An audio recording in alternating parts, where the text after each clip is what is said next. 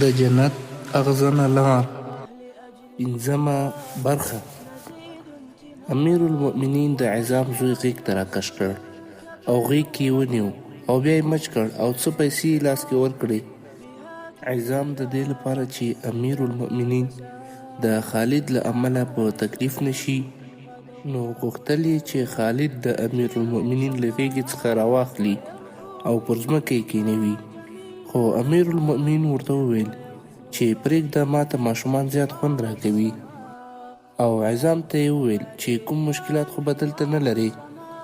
عظام ورته وویل چې کوم مشکل نشته، او بیا یې امیر المؤمنین ته وویل زه له تا څخه زیاته مننه کوم چې زموږ دومره عزت کوي او موږ ته دې پناه راکړه.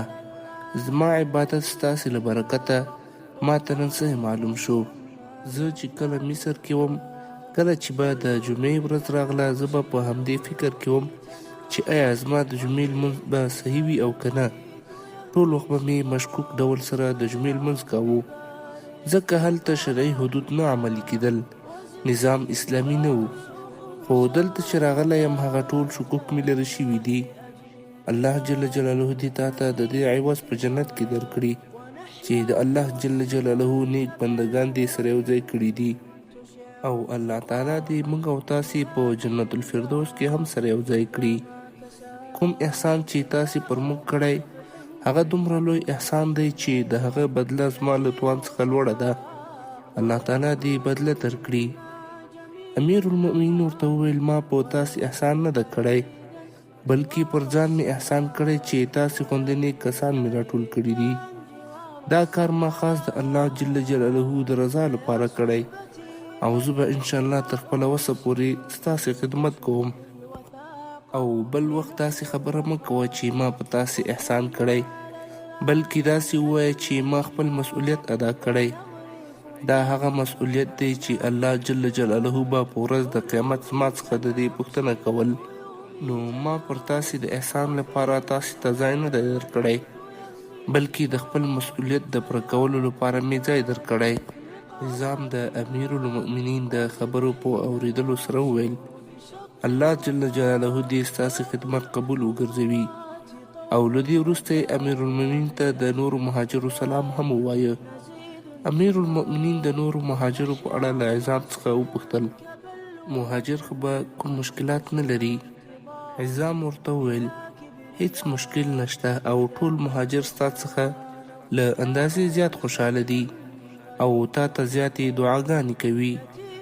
عظام د امیر المؤمنین سره د ملاقات وروسته بیرته د دفتر مشر سره د کور په طرف روان شو.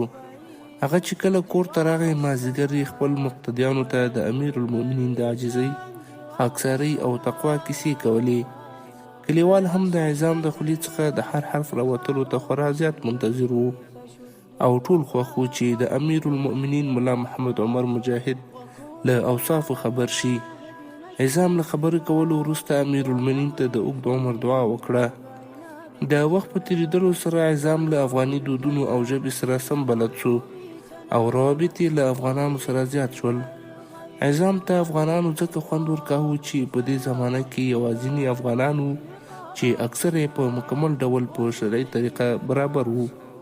او همدارنګه افغانانو عظام ته د خپل دستور له مخې سید وایه، چې سید بیا په افغانانو کې د حضرت محمد صلی الله علیه وسلم قومي ته ویل کیږي، او افغانان بیا سید ته ډیر احترام لري. د عظام زوی خالد هم په افغاني ټولنه کې رالویده. خالد 9 کلنۍ کې قرآن کریم حفظ کړ، خو خالد ډیر د افغاني کلتور سره ځکه بلد نه و چې ژوند یې د مهاجرو سره و، او دې ځای کې افغانان بیخي نه وو. عظام او د هغه میرمنې عایشې او زوی خالد یې 6.5 کاله ډیر آرام، خوشحاله او سوکاله ژوند افغانستان کې تیر کړ. یوه ورځ سهار چې عظام له مسجده څخه راغی، راډیو یې راواخیستله. په هر سټیشن کې دا خبره شروع وه چې امریکا کې پر پینټاګون او یوې بلې تجارتي ماڼۍ حمله شوې چې زرګونه کسان پکې وژل شوي.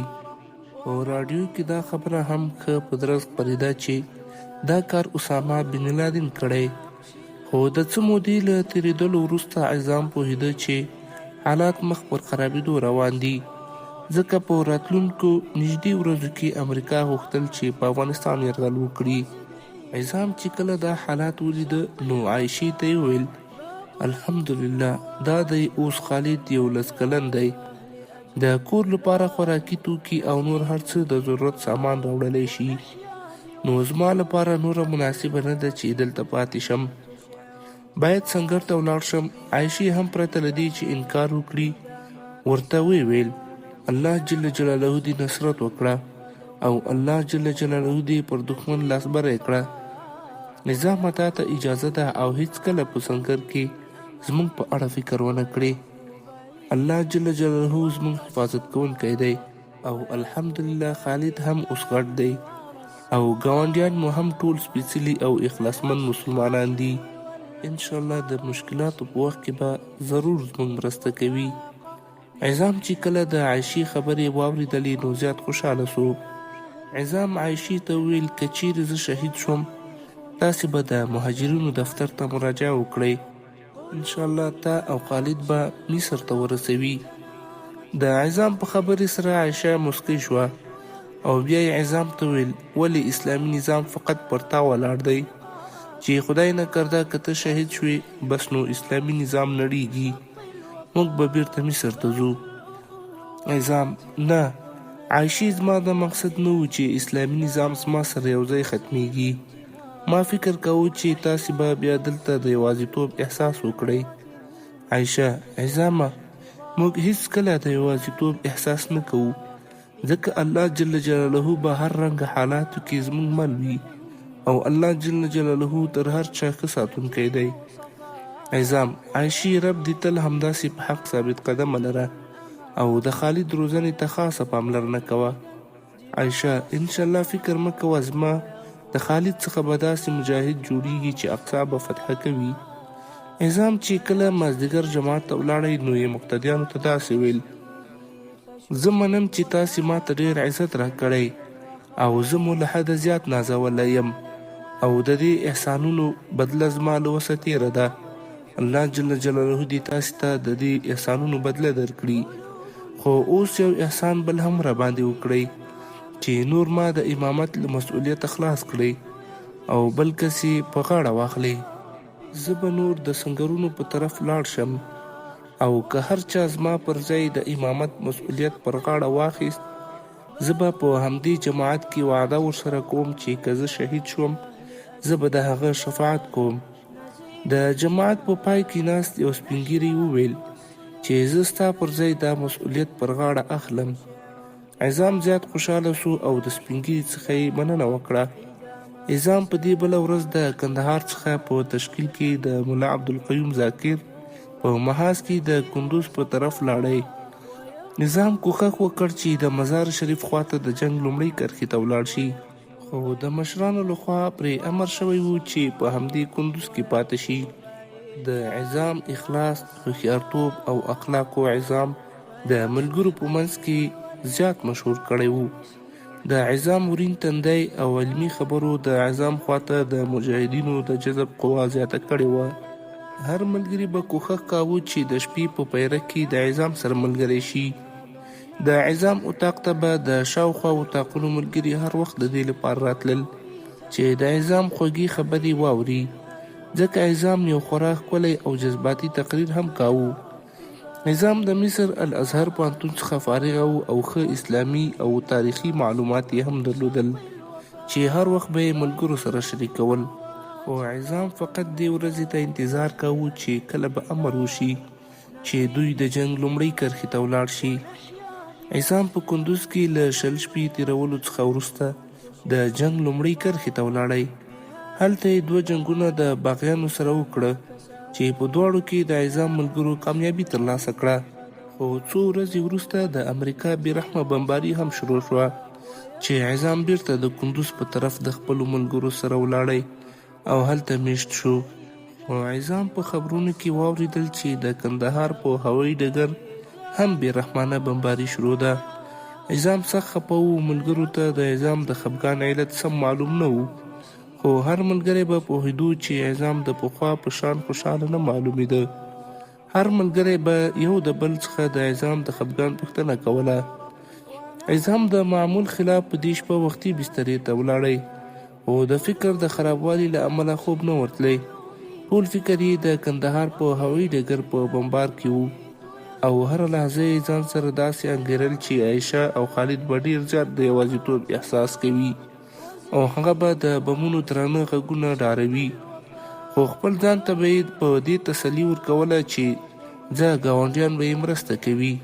خو شیطان به ورته وسوسه بیا هم زیاتوله چې عایشه او خالد په داسې ځای کې د سختۍ سره مخ دي چې هیڅ یو نږدې او لرې خپل یې ورسره نشته. په دې شپو کې یوازې عظام نه بلکې ټول مجاهدین خفه وو، ځکه هر ساعت او هره شیبه د امریکا په بې رحمه بمباریو کې مجاهدین شهیدان کېدل.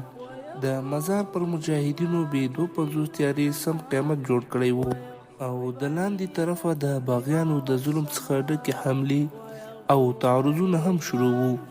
د باغیانو مشر برهان الدین رباني به په خپله د امریکایانو تیارو ته هدف ورپه ګوته کاوه او هغوی ته به یې ویل چې غټ غټ بمونه پرې اچوئ. هره لحظه به چې امریکایي تیارو بم واچوو پوره 2 ساعته به د اسمان مخلوقیو او دوړو نیولی وو. مجاهدین په ډیر سخت حالات کې وو، یو په بل پسې سیمې پرېښودلې او شاته تګ یې کاوه. عظام سره د عایشې او د خالد د غم سره سره د مجاهدینو غم هم وو، خو چې غم به یې زیات شو فقط به یې ویل ان الله مع الصابرین. ټوله شپه یې خوب ونه کړ. سهار یې د ملګرو په کوښښ او زیار یو سټلایټ ټلیفون پیدا کړ او په کندهار کې د مهاجرینو دفتر ته زنګ وواهه او غوښتنه یې ترې وکړه چې ټلیفون د دوی کور ته یوسي. د مهاجرینو دفتر هم ورته وویل چې 1.5 ساعت انتظار شه. عظام له 1.5 ساعت انتظار وروسته د خپل کور سره رابطه کې شو. لومړی ټلیفون کې خالد خبرې وکړې چې پلار ته یې وویل بابا ته چیرته وې، ولې نه راځې، موږ زیات ډارېږو.